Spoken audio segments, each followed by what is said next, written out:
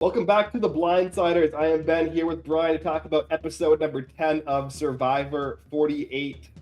And Brian, I was not feeling this episode.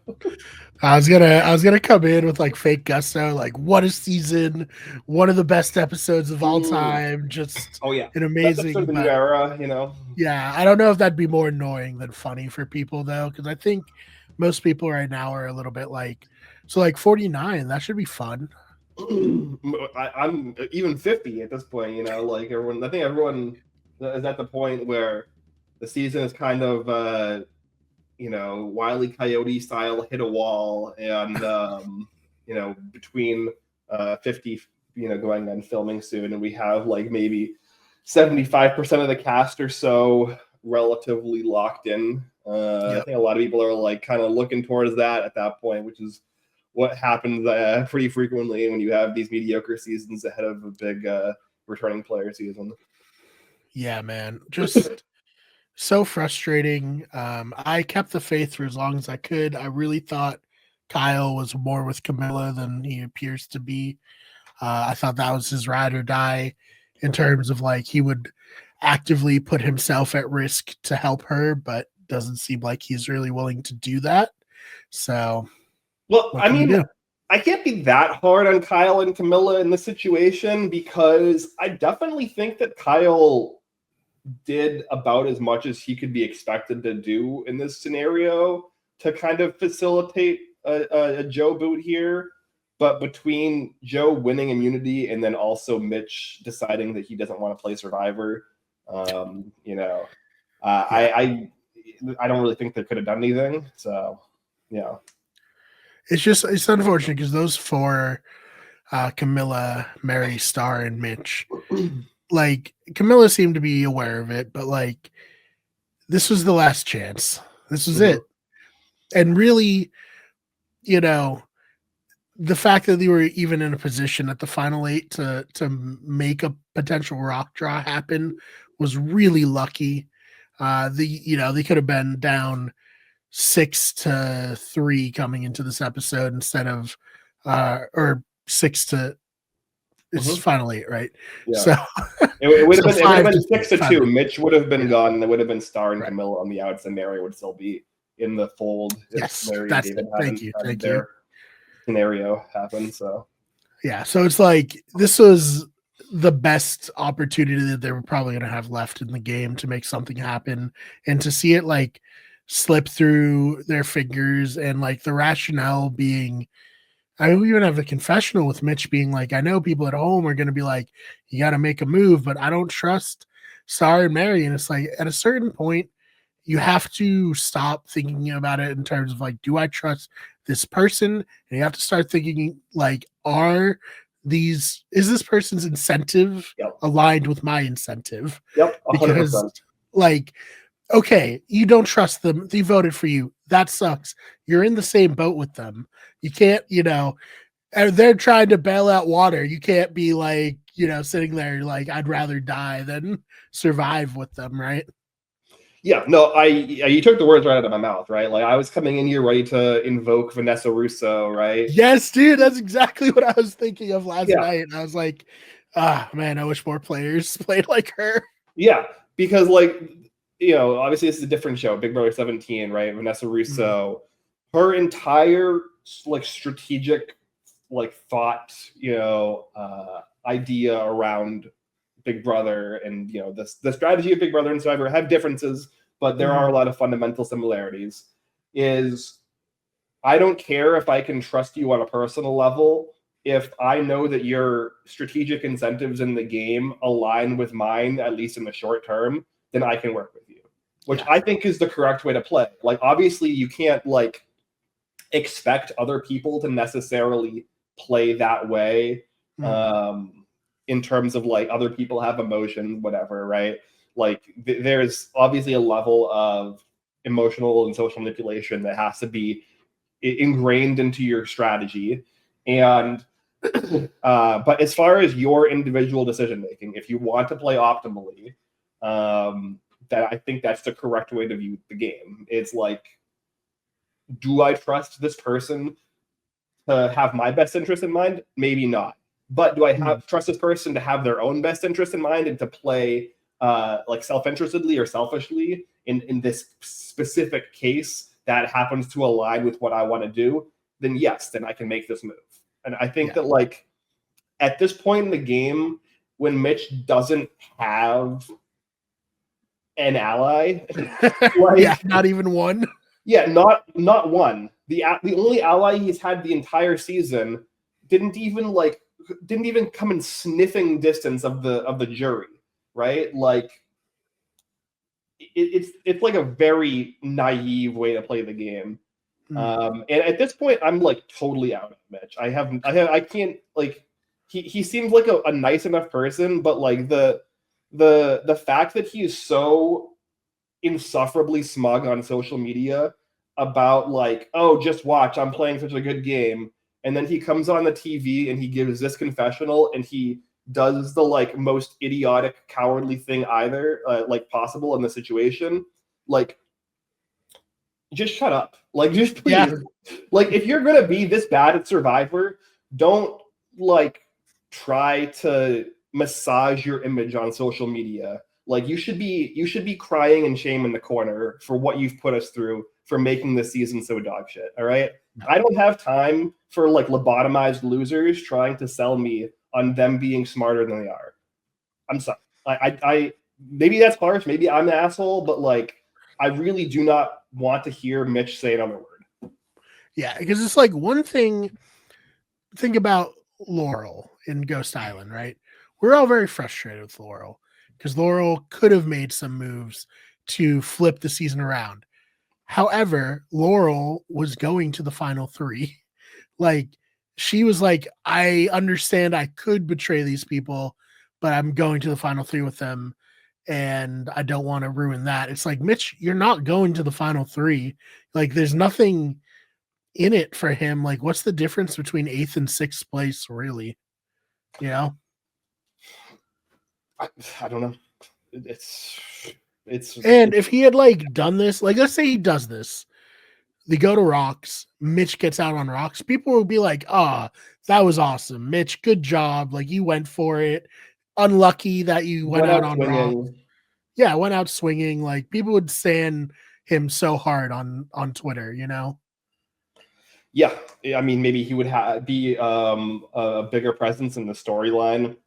Other than like season 50 hype, perhaps. Yeah, being completely irrelevant, like, and also like dragging Star down and making her completely irrelevant strategically, even though she was willing to at least make a move here. Like, obviously, Star has made many incorrect decisions throughout the season that we obviously talked about. This is her boot episode, so we'll do like a dive into her as a player. But like, she at least like saw the writing on the wall and was like, okay, this is a chance for me to do something. And yeah, I don't know. I think at a certain point, you know, it just became like, I guess like Mitch almost like designed a delusion for himself. Like, it didn't seem like anyone even like really put a ton of effort in to like really pick Mitch up. Like, he almost just like bought into like a delusion he designed of his own volition, because that was like, you know, an easier way for him to like swallow the pill that he can't win the season. Yeah, do you think that like he convinced himself that he was going to be able to win people over at like the final 6? Yeah, I think that's what happened. I just don't see it.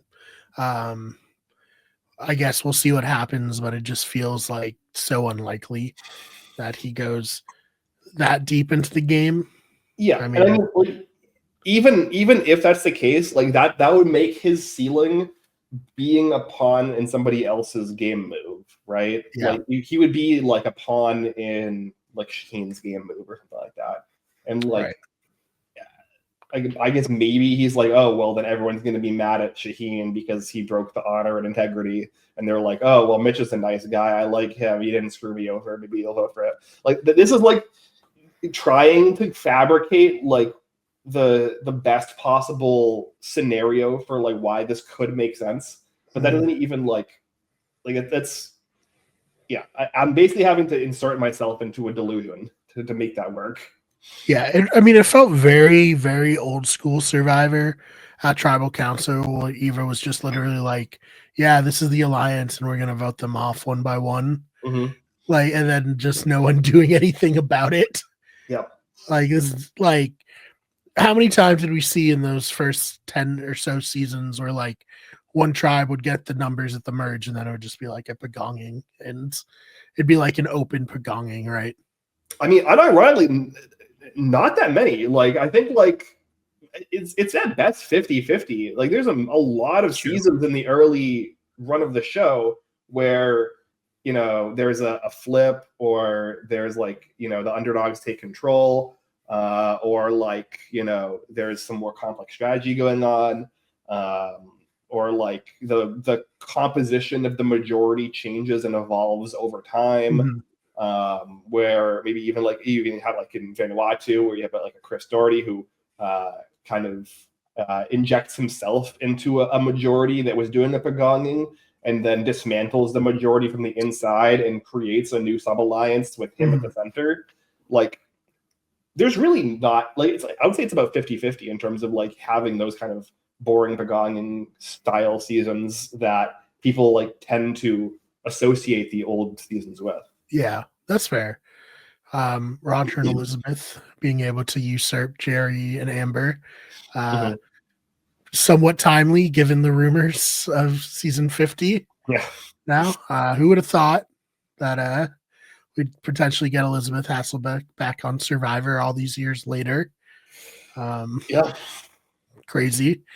Literally 25 years since her first appearance. I mean, we'll see if that ends up being true.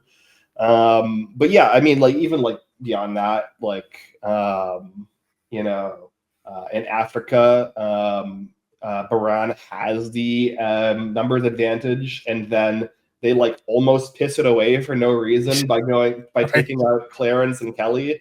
And if not for Lex's ability to pick up Brandon, and then obviously like Frank being homophobic and Brandon not wanting to work with him, which is reasonable. No one's blaming Brandon. Yeah, that they're not able to like actually form a cogent group against the Baran 4 that are left. And you have Marquesas, obviously, where the 1-2-4 get flipped on, and that season completely turns on its head. And Amazon and Pearl Islands both have kind of this idea of a strategist kind of running the middle and like bouncing back and forth, where you have like in Amazon, Sesternino is kind of orchestrating like two sides against each other while he's bouncing in the middle. And then Pearl Islands, Burton and John do that for much of the post-merge. So like both of those seasons are very complex strategically for the time. Yeah. So even more complex than this season, for sure. This season, yeah. Yeah, no, 100%. Amazon and Pearl Islands strategically are way more complex than this season. Yep. Jeff, you see that? Even with all these idols and advantages, all it takes is having like people who actually are willing to, make good TV. Yeah, I mean, it's just like casting people who like are self-interested. Yeah, I don't know. As Say said on Twitter, I don't know who the fuck cast Mitch. Like, again, he's like a nice enough dude, but like he has no business playing Survivor. No, agreed. He hasn't been too active this week, I see. Yeah. I actually went and checked his Twitter account because, like, what does this motherfucker have to say for himself? Yeah. He was loud a few weeks ago, defending his game. I don't know. What's there to defend? No, there's nothing. Ben, it's frustrating, man, because we both love this show so much, and like we do this post show every week, and I want to be excited and to like come on and talk through these intricate strategies, but it's just not really available this season until I guess like Mitch, or I don't even know. We get, I guess, a little closer to the end game. There'll be some interesting stuff, but disappointing. Yeah, I mean, there's definitely like intrigue in like how the Kyle and Camilla duo resolves itself. because for right now, Camilla is like basically strategically in like irrelevant, and Kyle is just like kind of you know, passively protecting her with the majority alliance. But there's not really like an end game that I can see for that. Like where does that go? You know what I mean? Like what at final five, when Joe and Eva still have an idol because they've never been forced to burn their idol. Like I mean, like Eva's in the final six. If she wants, she's in the final five, like guaranteed, because she has safety without power next week if she wants to use it, which is the last time she can use it at the final seven. Like there's probably no reason for her to use it because it looks like they're probably just going to vote out Mary next, unless something crazy happens. But I'm not holding my breath. So like Joe and Eva are pretty locked for the final five. So like what is the path for like Kyle and Camilla, right? It's like maybe at 5 they flip it with Shaheen and try to take out Joe or something if he doesn't win immunity, and Eva doesn't use her idol on him because they see it coming or something. Like there's basically no play left. I'd say like at this point, like Kyle's best win condition is to like go to the final three with Joe and Eva and hope that the jury just despises Joe and Eva and gives him the win. I agree, and I can really almost see that happening. Like, yeah, I think that's my card. Like after this episode, with like how poorly Joe and Eva like did their version of jury management, like I think that it's not impossible we're heading towards a Kyle win over Joe and Eva, and like Joe is the runner-up or something like that. Just like fine, just not like terribly exciting to watch. Yeah. I saw it's 80 more days till Big Brother comes back. That's exciting. Did they actually release a date? Because I saw that they teased that they were going to release a premiere date. Oh, okay. Yeah, no, I just saw someone tweet that. So I was like, I was sick. I think that's season away from it. Like, I think it's people just like estimating based off of what the premiere date has been for the last couple seasons. That makes sense. Yeah. I love Big Brother. Can't wait. But this is kind of like a bad Big Brother season where like a majority alliance like steamrolls, Yeah, I heard somebody, I think I was on like Terran's stream in his chat or something, like say that this is the most Big Brother season of Survivor. Derogatory, yeah. Parentheses derogatory. Yeah, I've seen that. I've seen people say it's like South Pacific, which I think is also pretty accurate. Yeah, well, I think that South Pacific with the no like Sophie upside. Yes. Yeah, so for me, I used to be a South Pacific hater, and I've turned around in South Pacific, and I'm like pretty positive on it now. I would say I would say it's a great season, but it's definitely like I would say slightly above average, and there's like interesting stuff there. The thing about on rewatch, I'll say that. Yeah, like, the thing about South Pacific. Yeah, the thing about South Pacific that's interesting is Sophie, first of all, is like kind of doing what Kyle does, which is why I can see at this point a Kyle win being my current prediction, which is like she's infiltrated this alliance and is just like using the cult aspects of it to further her own game while not buying into any of the bullshit at all. And then because they get to the end and the jury is extremely bitter at how like on their high horse this alliance was, and especially Coach, they don't really respect Coach and Albert, and they at least respect that Sophie is like straight with people and like was relatively honest and upfront, and I think that kind of like legitimately honest and upfront, and not like the bullshit honest and upfront that Coach was. And so that's like, I guess potentially if we're going towards like a Kyle win, I could definitely see that. I think that really like person who is honest in their dishonesty, utilizing the like honest cult alliance to further their own game. That's an interesting storyline. But I think South Pacific did it better, right? Because like, whether you think it's like scummy or kind of gross, right? The family alliance in South Pacific was like heavily weaponized religion as like a way to ensure loyalty. And from like a sociological standpoint, for me, that's more interesting. Like, yeah, it's just like a more extreme and more like kind of personally and sociologically more interesting version of it. Whereas this is just kind of annoying with not really any like intrigue to it at all. No, I agree. It's like it's so hard to even like find something to talk about from this episode. Yeah. I guess like the biggest thing I'll say is sucks that Star gave away her idol for literally nothing. Mm-hmm. Like not even any goodwill. Like Eva maybe even hated her more afterwards. I don't know. So that sucks to watch. And then it just sucked that they really didn't show Star this whole season, except when they did show her, she was very fun and funny. And it's like I feel like you could have at least included her more if she's giving like good confessionals, but you know, whatever. Yeah, I agree. Like obviously, like Star is a star, and like was like incredible TV when she was shown.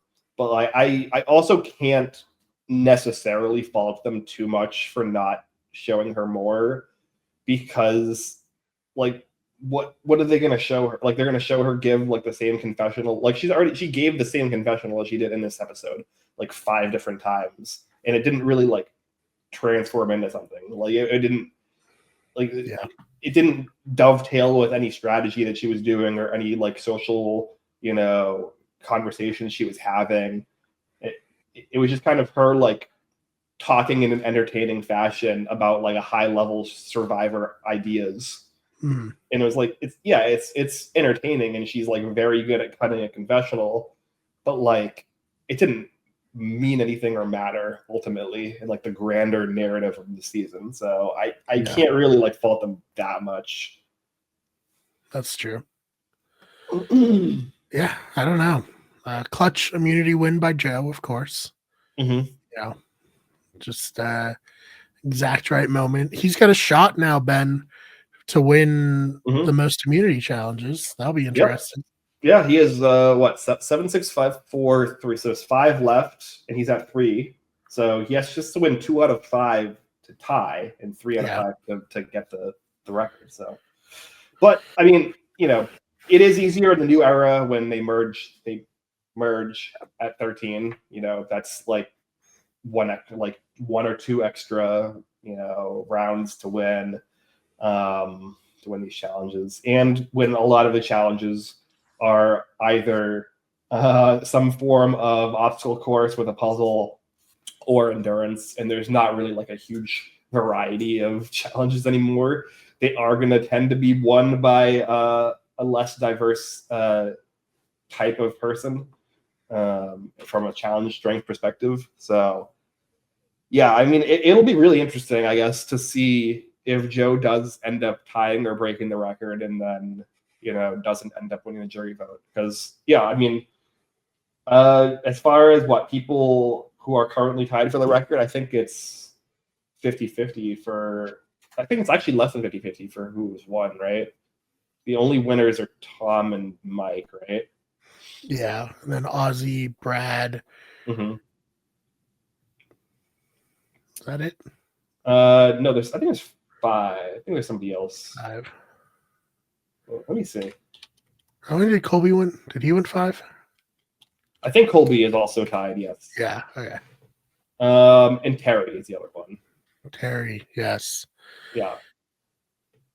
So we'll see. Yeah. So yeah, it's 2 out of 6, I think. Yeah. I mean, it definitely doesn't translate directly to winning.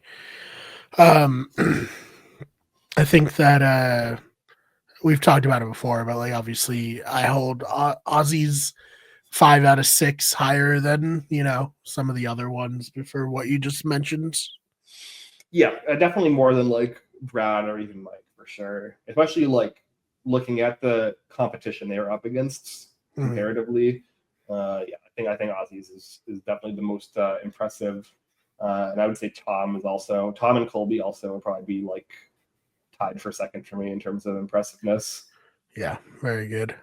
And then Terry would be very impressive, but again, really like weak cast for challenge performance on that season. So like, yeah, I guess it is impressive because like he's like on the older side for that cast, but like, you know, it's pretty much just him and Aris that are like competent in a lot of these challenges in the back half of that season. So yeah,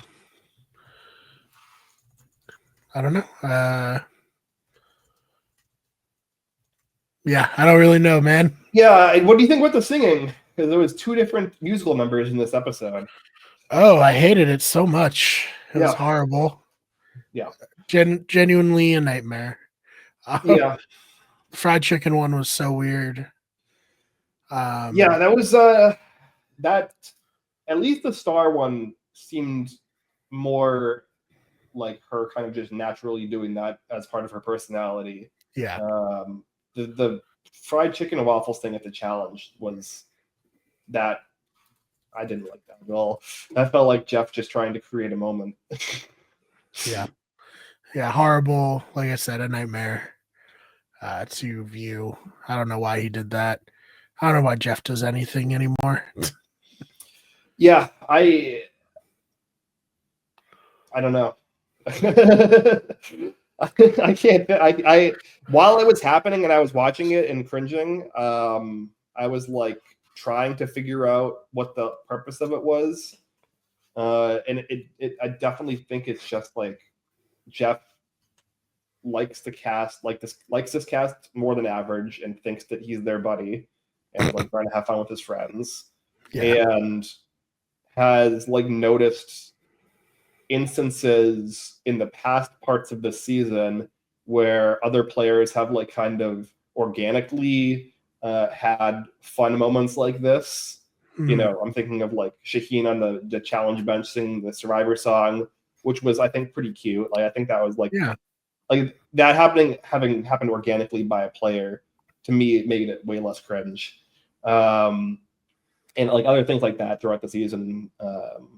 And he was like, let me force another one of these moments to happen. Yeah, it's up there with the fake British accent. A drink before war is always a good idea, and Winners at War. Or like when he said that, like, you know, and your stomach just like hurts from like secondhand embarrassment. That's what happened to me. Yeah. I do like how this cast has seemingly like decided that they're going to troll Jeff a little bit by continuously bringing up the club condo thing. Which, like, you know, I never really understood what Jeff meant by that. I think I kind of get what he means now, which is like he's saying, oh, it's like a house. Like I think he's talking about like a house party. Yeah. And he's just like comparing it to a club and he's like dancing in a house party, or he's like talking about pretending like he's in a club when he's at home by himself. Like I don't know which of those it's supposed to be, but I think I eventually realized that it was just a thing that he made up. So I guess I appreciate to a degree that this cast has kind of continuously trolled him throughout the season. Yeah. I appreciate that they brought them on a cruise for the reward instead of the sanctuary every time. Yeah, when they said that and they were like, you're gonna go and do a private cruise, you know, to a remote location. I'm like, oh wait, you're not going to the sanctuary? Wow. Yeah. Because like, yeah, doing a boat ride through the Fijian Islands is probably sick. Yeah, it was probably very beautiful and fun. So I appreciate that. It was like a little bit like old Survivor. Yeah. What do you think about Kyle's, I guess, choices for the reward and who to bring? Because he did kind of elaborate a bit of a strategy, and I think that like there were a couple of things in this episode which Kyle talked about, which kind of pushed me more in the direction of like feeling like he's the winner. No, I thought it was good. I thought, you know, he's like, okay, Camilla, I'm already good with her. I can bring her. And then the other 3 need to be angry enough to betray or like go against us. So I thought it was a good move. And it also like gets no blood on his hands if it works out.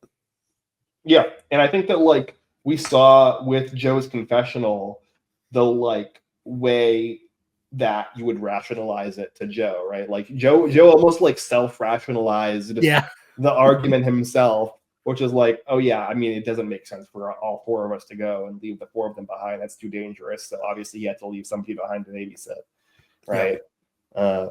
So yeah, I think it was good.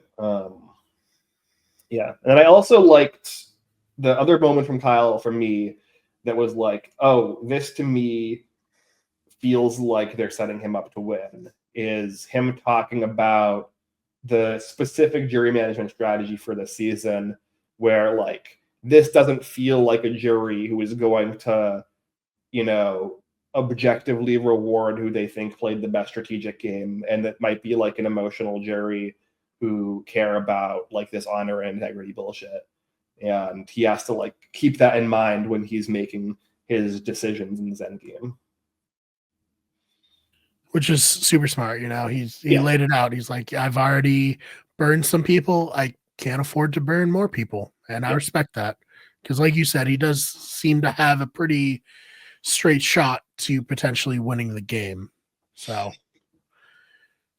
as much as I wanted him to be with Camilla, I can't fault him for his, choices here. Yeah, 100%. No, I think this was like the first time that like we really got this kind of like level 2 jury management discussion on the show itself that I can think of, at least, where you kind of, there's always been like the undertones of I need to make sure that I'm good with the jury before I vote them out. Like that has been a thing for a bit now, but this idea where, as fans, we've talked about like, we've gone through the whole rigmarole of like, oh, better juries and all of this garbage. And then been like, well, no, the jury can do whatever they want. And it's your job as a player to determine what the jury wants and to be that, right? Or to make the jury see the game through your lens. And if you can't do that, then you're failing at a fundamental part of the game. And I think this is kind of the first time that somebody has really like vocalized that in terms of like approaching their strategy that way. Of like, this is how I think the jury is going to think, and so I have to play a game that will dovetail with that. Yep. No, it's great. Definitely really like what Kyle's bringing to the table. Like I said, it's not his fault that it's boring. Yeah. But he's trying to win $1 million. He's playing the game available to him at this point. Yeah. Like, as much as I wish he was playing a chaotic, messy game, like it's just not who he is, I think it could be who he is on a different season. It's just that like that's not the game that this season is demanding of him. Right. Because like he did play that way at the swap vote when he plays Idol and Idles Out Thomas. Like he does he does have those chops in him, right? Like both him and Camilla have the like capability to play in that way. And I think that like he came into the merge possibly with the expectation that him and Camilla were going to play the merge that way. And that's just not how the cards fell. So yeah. Well, anything else you wanted to touch on? No, I mean, I hope that the rest of the season isn't as boring as I expect it to be, but I think it will be. Agreed. So my expectations are quite low for the rest of the season. I am excited for when we finally get like a relatively complete cast leak for season 50. Like I said, we have like what appears to be maybe like a 70 to 80% somewhat accurate cast, and then like a bunch of other kind of swirling rumors on the periphery. But yeah, we'll see. It should be exciting. Season 49 probably like on day 10 or 11 or something right now, so that's fun for them. Someone's making their mark probably at the tribe swap right about now.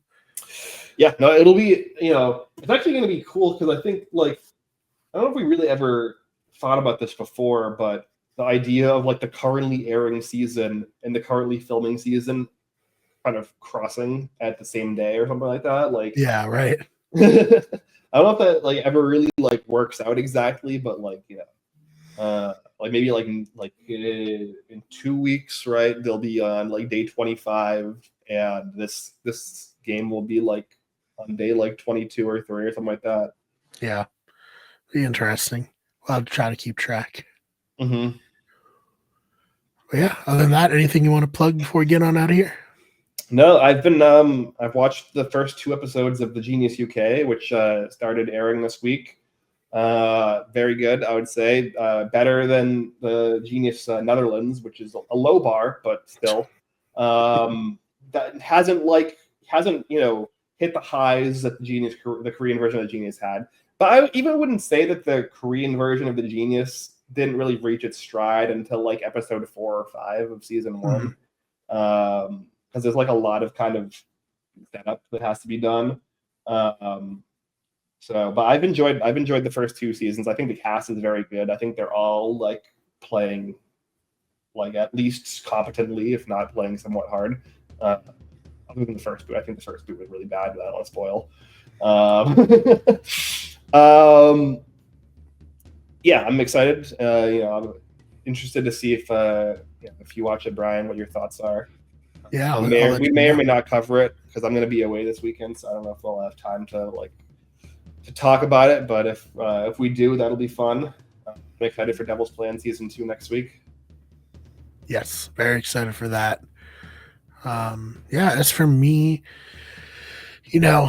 just put out a new video today at the time of recording on the main channel. So go check that out, and which is where you get everything. We have Those Fake Nerds and Wicked Sports, and of course Better Radio, which is this channel. This week we had 2 Black Mirror episodes for our A Look in the Mirror podcast. We had a Worth Fighting For episode, and now a Blindsiders episode. So keeping busy on that channel for sure. So we really appreciate you subscribing, checking out, sharing it with people, and other than that, we'll see you in the next one.